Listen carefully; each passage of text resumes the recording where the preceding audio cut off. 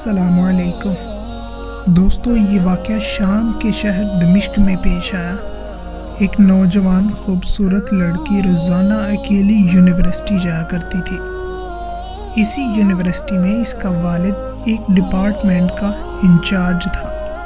ایک دن چھٹی کے فوراً بعد اچانک بادل گرجنے لگے اور زوردار بارش ہونے لگی۔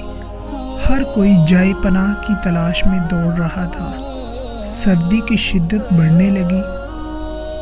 آسمان سے گرنے والے اولے لوگوں کے سروں پر برسنے لگے۔ یہ لڑکی بھی یونیورسٹی سے نکلی اور جائے پناہ کی تلاش میں دوڑنے لگی۔ اس کا جسم سردی سے کانپ رہا تھا، لیکن یہ نہیں جانتی تھی کہ اسے پناہ کہاں ملے گی۔ بارش تیز ہوئی تو اس نے ایک دروازہ بجایا۔ گھر میں موجود لڑکا باہر نکلا اور اسے اندر لے آیا اور بارش تھمنے تک اپنے گھر میں رہنے کی اجازت دے دی۔ دونوں کا آپس میں تعارف ہوا تو معلوم ہوا کہ لڑکا بھی اسی یونیورسٹی میں پڑھتا ہے جہاں وہ خود زیر تعلیم ہے، اور اس شہر میں اکیلا رہتا ہے۔ ایک کمرہ، برآمدہ اور باتھ روم اس کا کل گھر تھا۔ نوجوان نے اسے کمرے میں آرام کرنے کو کہا اور اس کے پاس ہیٹر رکھ دیا اور کہا، کمرہ جب گرم ہو جائے گا تو وہ ہیٹر نکال لے گا۔ تھوڑی دیر لڑکی بستر پر بیٹھی کانپتی رہی۔ اچانک اسے نیند آ گئی تو یہ بستر پر گر گئی۔ نوجوان ہیٹر لینے کمرے میں داخل ہوا تو اسے یہ بستر پر سوئی ہوئی لڑکی جنت کی حوروں کی سردار لگی۔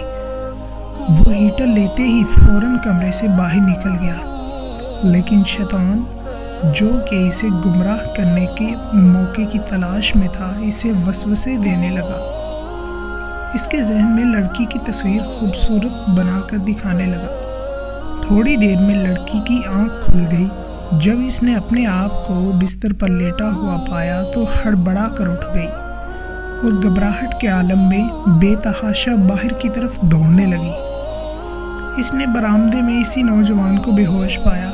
وہ انتہائی گھبراہٹ کے عالم میں گھر کی طرف دوڑنے لگی اور پیچھے مڑ کر بھی نہ دیکھا، یہاں تک کہ اپنے گھر پہنچ کر باپ کی گود میں سر رکھ دیا، جو کہ پوری رات اسے شہر کے ہر کونے میں تلاش کر رہا تھا۔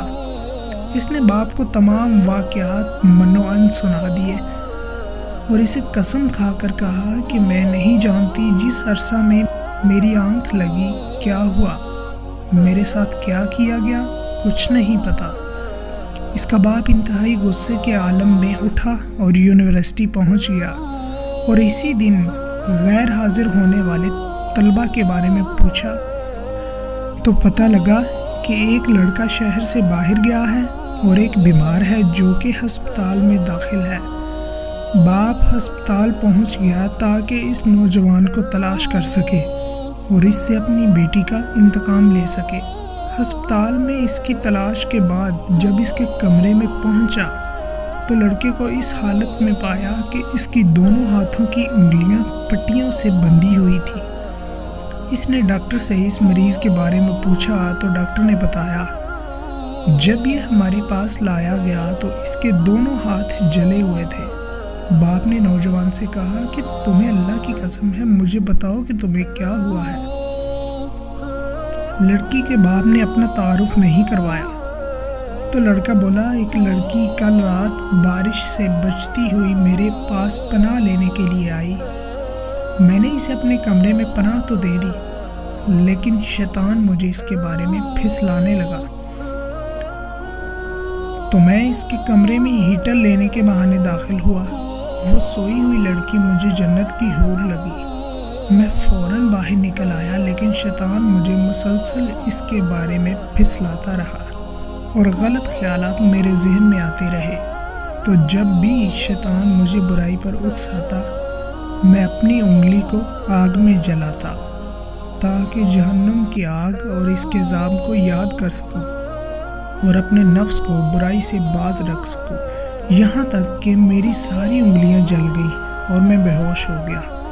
مجھے نہیں پتا کہ میں ہسپتال کیسے پہنچا۔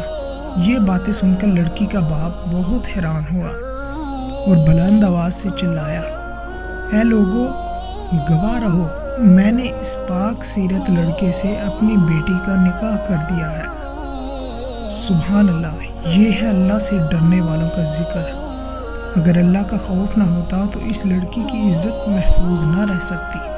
دوستو، جو بھی لڑکا یا لڑکی ناجائز تعلقات قائم کرتے ہیں تو وہ اپنے اس برے فعل کو چھپانے کی حتی الامکان کوشش کرتے ہیں۔ وہ چاہتے ہیں کہ والدین ان کے کاموں سے بے خبر رہیں، حالانکہ وہ یہ جانتے ہیں کہ اللہ ان کے ہر فعل سے باخبر ہے، پھر بھی ان کے دل میں اللہ کا خوف پیدا نہیں ہوتا، کیونکہ والدین نے بچپن سے ہی ان کے دل و دماغ میں اللہ کے خوف کے بجائے اپنا ذاتی خوف، رعب اور دبدبہ سزا کا ڈر ہی بٹھایا ہے۔ اسی لیے آج وہ اللہ سے بے پرواہ ہو کر والدین سے چھپ کر گناہوں کا ارتکاب کرتے ہیں، اور ایسے بھی والدین ہیں جنہوں نے اپنی اولاد کی تربیت خوف خدا پر کی۔ ان کی اولاد نے بھی ہمیشہ برائیوں سے اپنے آپ کو باز رکھا۔ پیارے دوستو، جس قدر ممکن ہو خود کو گناہوں سے محفوظ رکھیں اور اپنی اولاد کی بھی اپنے ڈر کے بجائے اللہ کے ڈر سے تربیت کریں، اور پھر نتیجہ دیکھیں۔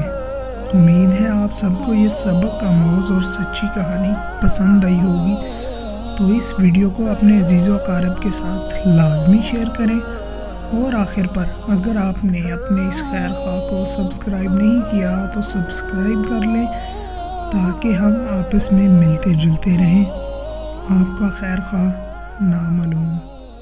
اللہ حافظ۔